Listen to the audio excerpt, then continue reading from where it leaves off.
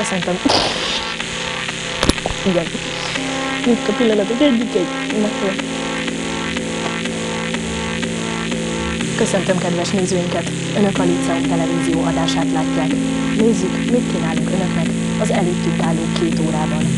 Adásunkat a Hírlánccal, az Eszterházy Károly Főiskola hírműsorával kezdjük.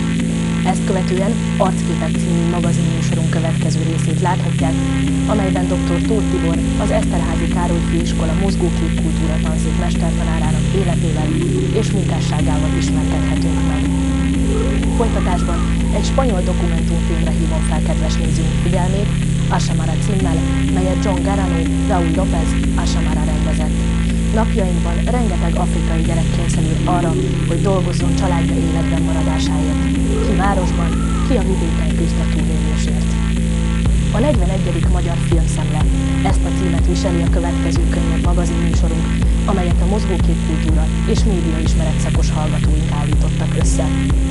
Adásunkat hagyományunkhoz híven az Eszterházy Károly Főiskola himnuszával zárjuk. Kérem, tartsanak velünk!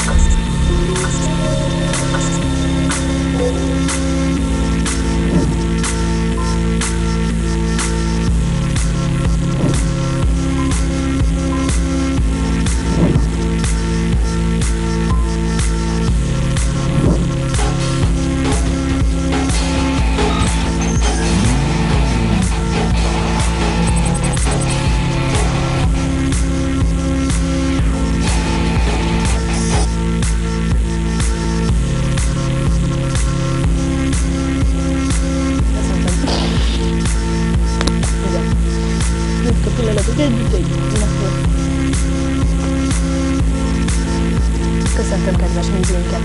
Önök a Líceum televízió adását látják. Nézzük, mit kínálunk önöknek az előttünk álló 2 órában.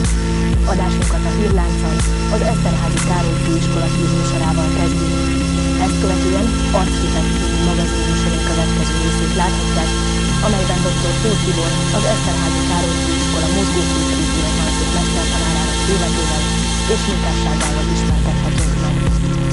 Folytatásban egy spanyol dokumentumfilmre hívom fel kedves nézőink figyelmét, Asamara címmel, melyet John Garano, Raúl López Asamara rendezett. Napjainkban rengeteg afrikai gyerek kényszerül arra, hogy dolgozzon családja életben maradásáért. Ki városban, ki a vidéken küzd a túlélésért. A 41. Magyar Filmszemle. Ezt a címet viseli a következő könnyebb magazinműsorunk, amelyet a mozgóképkultúra és médiaismeret szakos hallgatóink állítottak össze. Adásunkat hagyományunkhoz híven az Eszterházy Károly Főiskola himnuszával zárjuk. Kérem, tartsanak velünk!